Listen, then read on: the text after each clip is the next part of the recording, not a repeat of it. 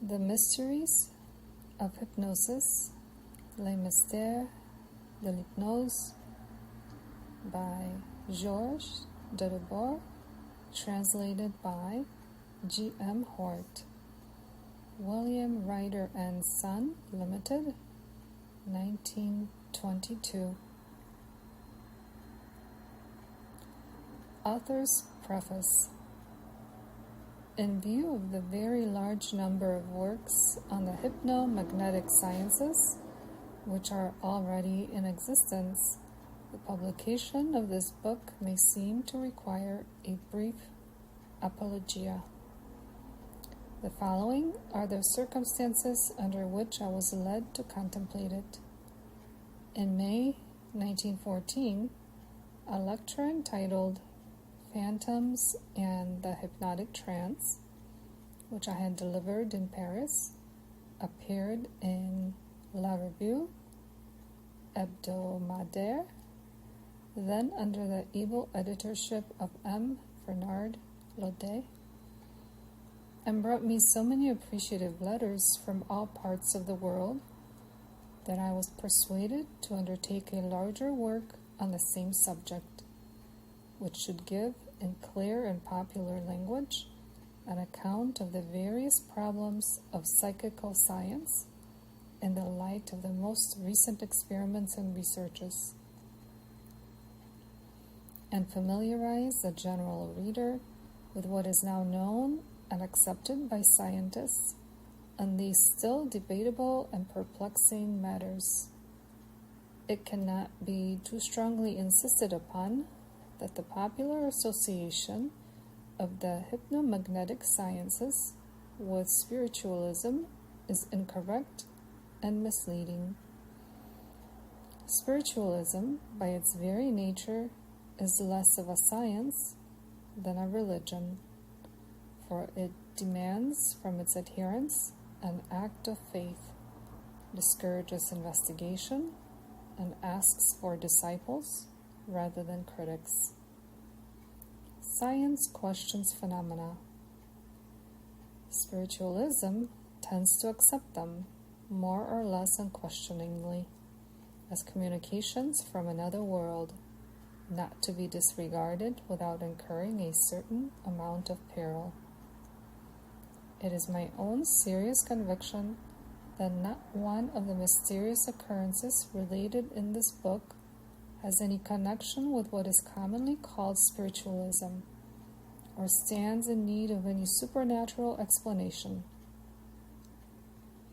The whole of the recorded phenomena, including those of telepathy, clairvoyance, levitation, hauntings, and the rest, are capable, in my judgment, of being produced by the agency of living persons, and by means of those supernormal faculties which are, undoubtedly, possessed and exercised by certain exceptional individuals. I am supported in this view by the most eminent of our modern biologists, Dr. Pio Faure, professor of pathological anatomy at the University of Turin, attributes the whole of the mediumistic phenomena which he witnessed and investigated to the psychic force, either conscious or unconscious, of the medium, assisted by the more suggestible of the sitters who contributed some psychic force of their own. The nature and property of this force, he writes, are indeed profoundly mysterious, but its operation depends on the medium, and not on any objective agents, such as spirits or inhabitants of another world. The energy exerted by the medium is capable, in common with many forms of energy known to physical science, of acting upon objects at a distance. Professor Marcelli of Genoa is no less definite. Reviewing the phenomena observed in upwards of 30 seances with Eusapia Palladino, he says, In none of them did I encounter anything which lent any support to a spiritualistic interpretation of the phenomena. But on the contrary, I encountered a good deal which tended to discredit, if not to demolish, such an interpretation. Obviously, it is necessary in the present inquiry to set the idea of the intervention of spirits on one side, and to confine ourselves to the domain of science, where a rich harvest of facts has been already gathered, and where an extensive field still awaits the sickle of research and experiment. It may perhaps be objected that there is something sinister and forbidding in the mysteries which envelop psychic science. The mysterious excites fear and discourages calm investigation. But psychic science has no monopoly of mystery. Everywhere in the world of science, we are confronted by the strange and the inexplicable. It is, for instance, mysterious that a feeble human voice speaking at Marseille should make itself audible in Paris. And would not any scientist of the last century, even the brilliant Laplace himself, have shown incredulous amazement had he been told that, by putting a telephone receiver to his ear, he would be enabled to listen to words which were being spoken 1,000 miles away?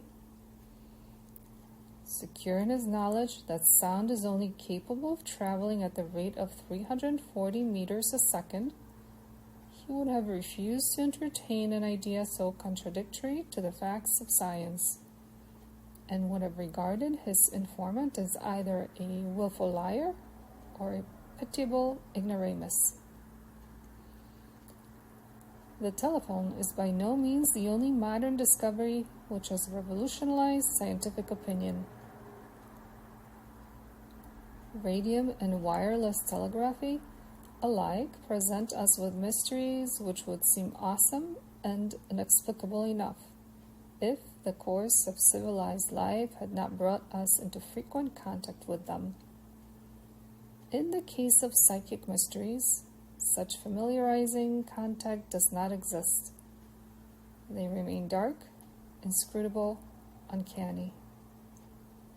Yet it should be borne in mind that if only those facts which can be attested by the senses are to be credited, the majority of mankind must remain unconvinced of the rotation of the earth around the sun, and at the mercy, in consequence, of superstitious conjectures.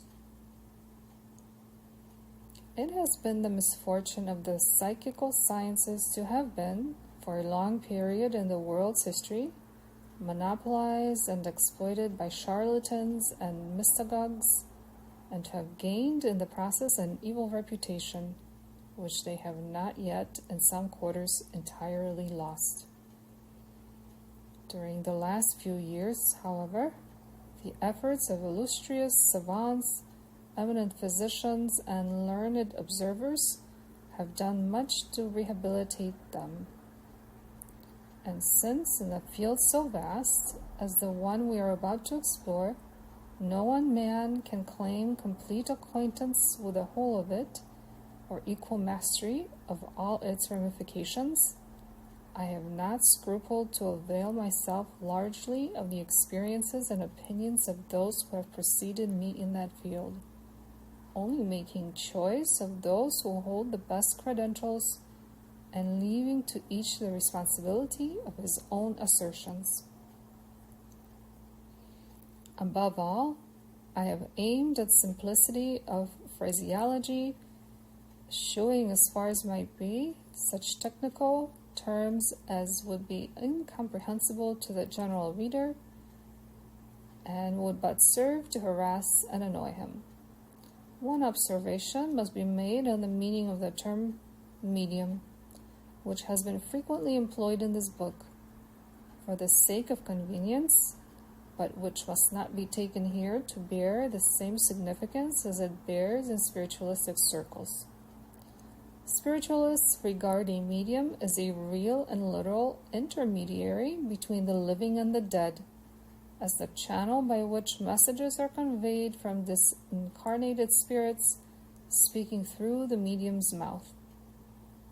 For psychic scientists, a medium is simply a person endowed with peculiar sensibility through whom phenomena may be more easily and quickly obtained than through a normal individual. It is in this sense that I have employed the term. It only remains for me to express my sincere hope that my little book may prove interesting as well as useful to those for whom I have written it.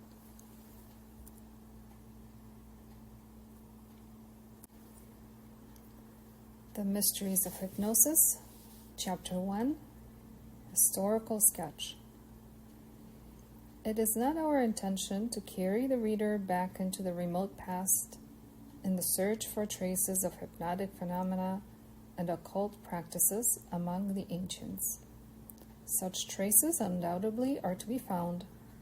The priests of Egypt, the Brahmins of India, and the Magians of Persia were certainly acquainted with the mysteries of the hypnotic trance, and used their knowledge to increase their dominion over the unlearned multitude. But these questions do not directly concern the present inquiry, nor does the work of alchemists such as Paracelsus. The direct predecessors of Charcot are the first to engage our attention with regard to the subject under consideration. The pioneer of these was Mesmer, 1733 to 1815.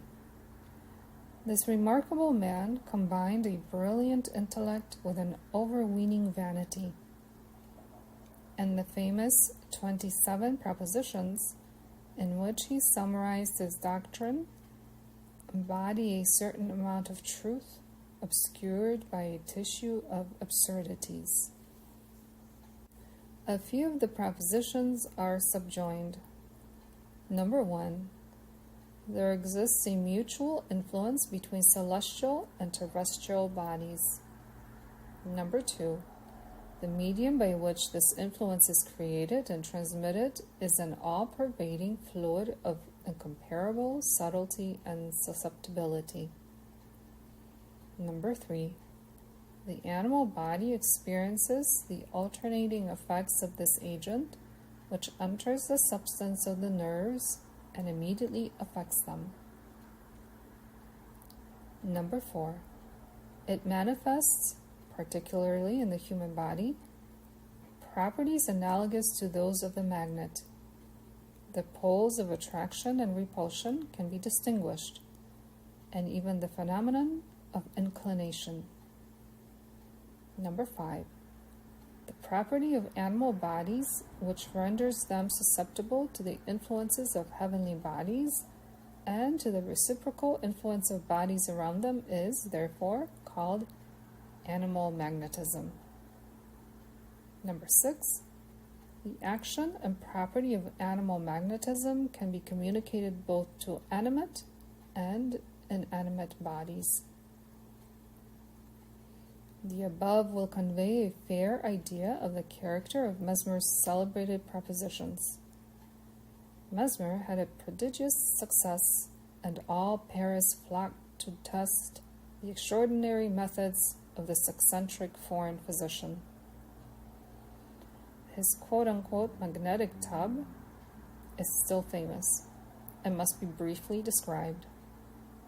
It was a wooden vat, varying in size according to the number of patients to be treated, and containing corked bottles arranged in converging rows, filled with magnetized water.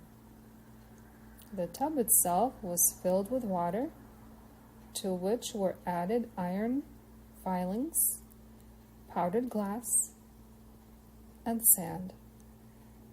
Iron rods, to which a cord was attached, protruded from the tub, and around it, the patients, holding the cord, formed a chain, their thumbs touching, and their bodies pressed together in order to permit the free circulation of the invisible fluid.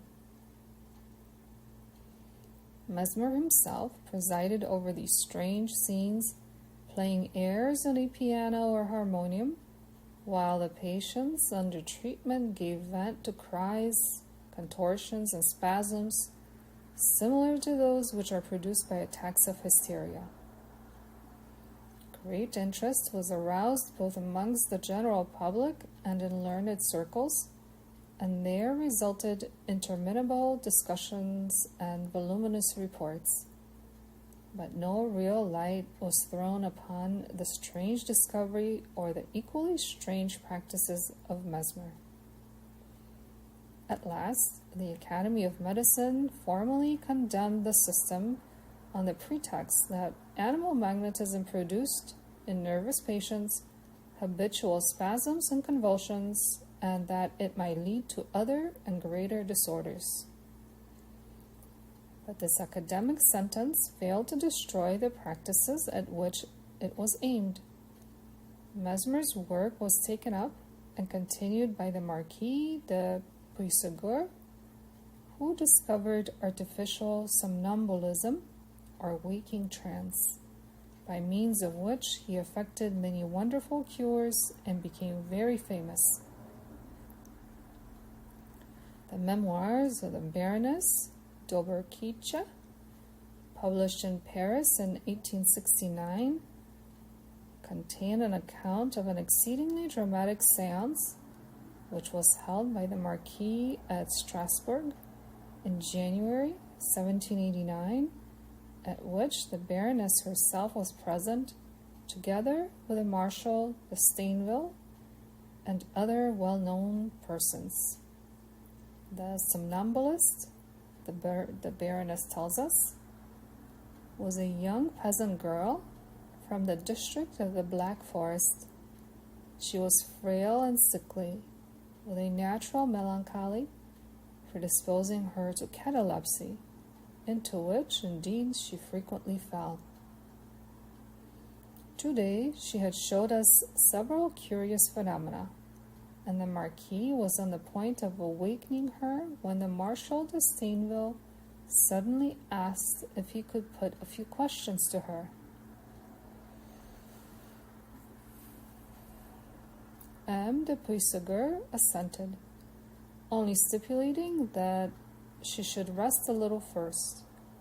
She slept for about a quarter of an hour, and then of her own accord expressed a wish to speak to the Marshal. "I know what he is going to ask me," she said, "and I have sad news for him." M. de Stainville begged her to speak out quite frankly. She then said, "You are anxious about the present state of things. You wish to know what will happen to France, and especially to the Queen." "That is true," said the astonished Marshal. There were at that time current in France many prophecies concerning coming events, spoken by various persons, in particular one by M. Cazot, which had received a good deal of credence. The Marshal asked if these predictions could be relied on, and the clairvoyant replied that they were in all respects true and would come to pass, together with many other terrible things. The Marshal asked, "When?" He received the answer that the fulfillment of the prophecies would begin that very year and continue in all probability for more than a century. We shall not then see the end of them. Some of us here will not even see the beginning. Again, the Marshal asked, "What is going on in Paris at this moment?" "Conspiracy, and the conspirator will be the victim of his own plot.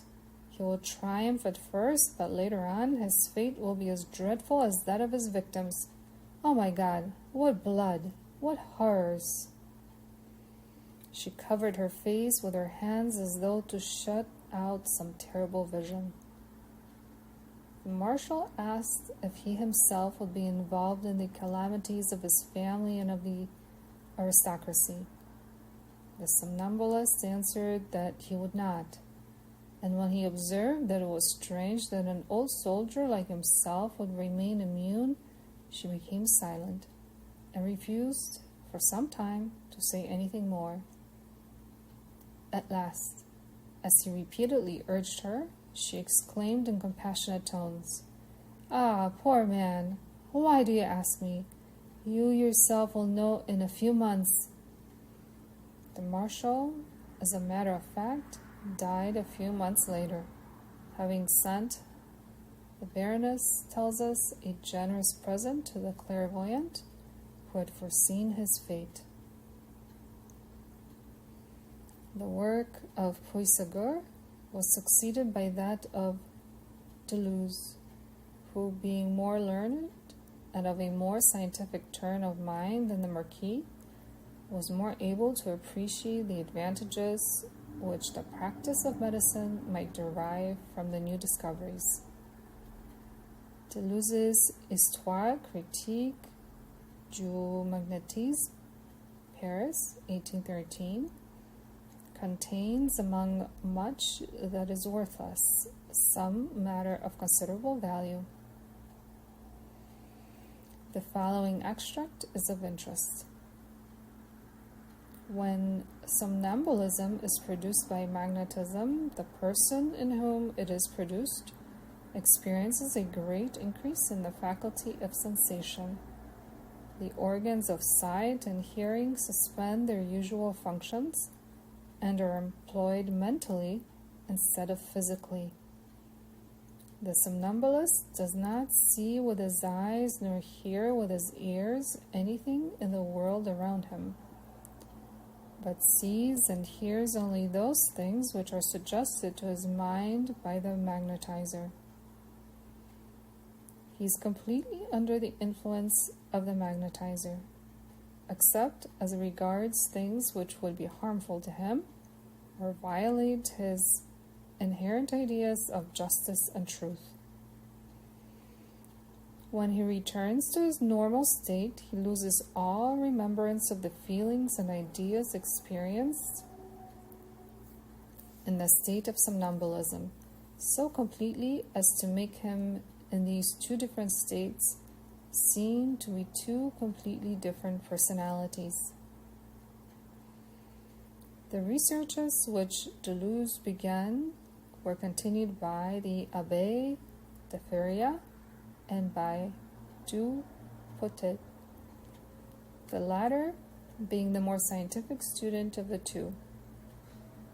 The Academy of Medicine, once more summoned to decide the question, appointed a commission to examine into the matter and to draw up a report. February 28, 1826. In 1831, after a series of long and patient researches, this report was presented by Husson, whose conclusions deserve to be given in their entirety, though on account of their length, we can quote only the essential points. Number 1. The means employed to transmit the influence of the magnetizer are contact of the hands, friction, and magnetic passes. Number 2. Exterior and visible means are not always necessary, for on several occasions the magnetic state has been produced without the subject's knowledge by the mere exertion of the magnetizer's will or by his intent gaze fixed on the subject. Number 3. Persons of different sexes and ages are susceptible to magnetism. Number 4. The time necessary for the magnetic action may vary from half an hour to 1 minute. Number 5. Magnetism has not, as a rule, any effect on healthy persons. Number 6.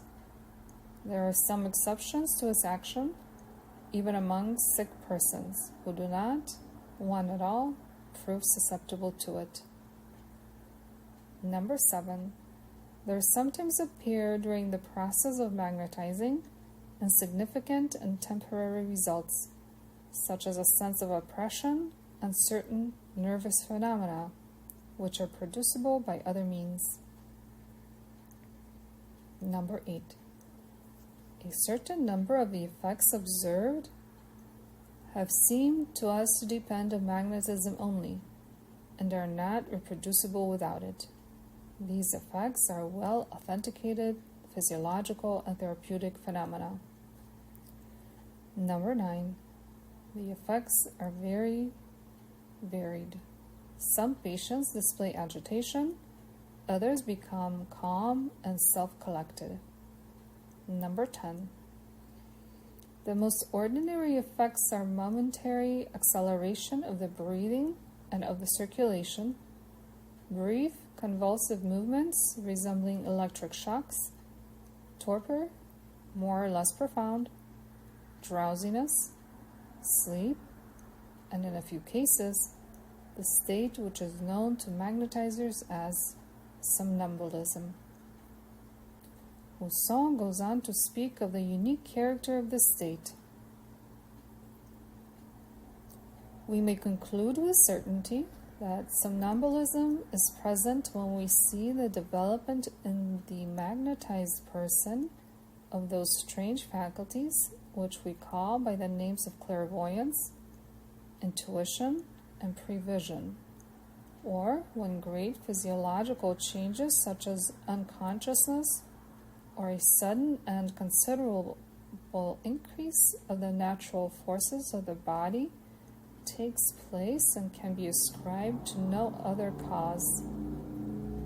Considered either as a medium of physiological phenomenon or as a means of curing certain diseases and morbid states, magnetism ought certainly to find a place among the recognized medical sciences, and consequently, none but medical men should be allowed to practice it. These conclusions, remarkable enough for the time in which they were written, remained ineffective. The Academy of Medicine did not venture to take them into consideration. With a Scottish surgeon, Braid, 1795 to 1860, we enter upon the period of serious scientific experiment in hypnotism.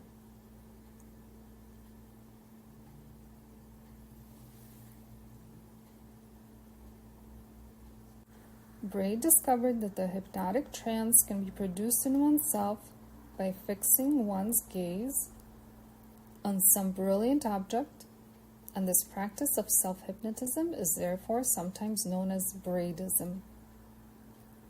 Braid was also the first to establish the existence of the different stages of hypnosis. The Scotchman's discoveries were turned to some account by Dr. Azam of Bordeaux, but in spite of the practical results of the latter obtained and embodied in his Note sur le sommeil nerveux ou hypnotisme, in spite also of the successful experiments of 3 other medical men, Velpeau, Broca, and Verneuil, the science of hypnotism made no progress for some years. In 1875, M. Charles Richet, at that time house surgeon of a hospital and later one of the masters of psychical science, published a book on the somnambulistic state, Du somnambulisme provoqué, which contains this significant passage. It needs a certain courage to pronounce aloud the word somnambulism.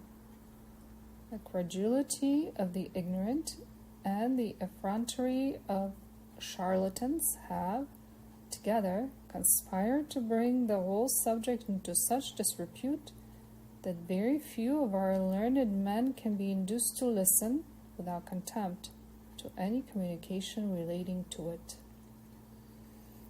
Yet, already, even when these words were written, the tide of opinion had begun to turn. it was in 1878 that there commenced at the Salle Pétrière those conferences on hypnotism which were destined to make the world familiar with the subject, and of which Dr. Paul Richer has left a full record in his Études cliniques sur la grande hystérie. Then, 4 years later, in the February of 1882, Dr. Charcot sent to the Academy of Sciences his now famous Note on the different nervous phenomena produced by hypnotism. Some of Charcot's conclusions are recognized today as inaccurate. Since his time, hypnotism has made immense progress, but it is to him, nevertheless, that the credit of having established it firmly on a scientific basis must be said to belong. Innumerable followers for whom he opened the way have continued the work which he began, and whereas he studied hypnotism almost entirely in its relation to hysterical subjects, his successors have enlarged their horizon and pursued investigations on a wider scale. It is mainly to the medical school of Nancy that we owe the extension of hypnotic treatment to healthy persons. Professor Liebel has made many disciples, among them Bernheim, Boni, and Professor Liégeois. And these men have turned the hypnotic science to practical ends which were unforeseen by Charcot himself.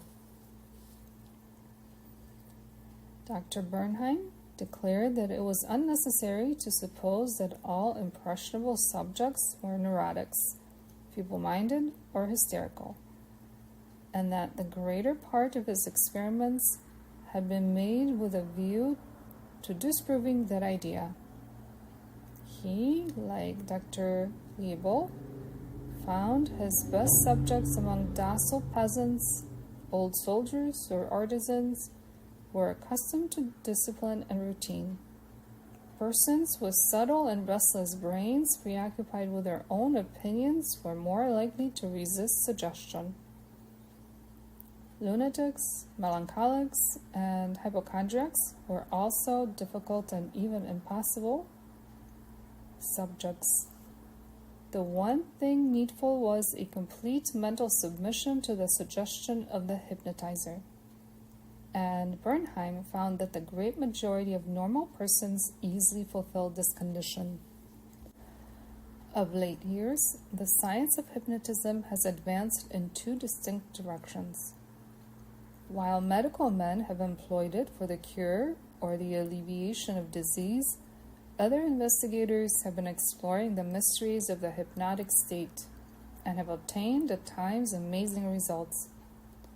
Among these latter experimenters, Colonel de Rochas has been the pioneer, while his followers, among them M. Hector d'Urville, founder and general secretary of the Magnetic Society of France, have gone on to penetrate into secrets at which he only dimly guessed. We must now proceed to discuss at greater length the numerous questions which have been raised in the course of this chapter.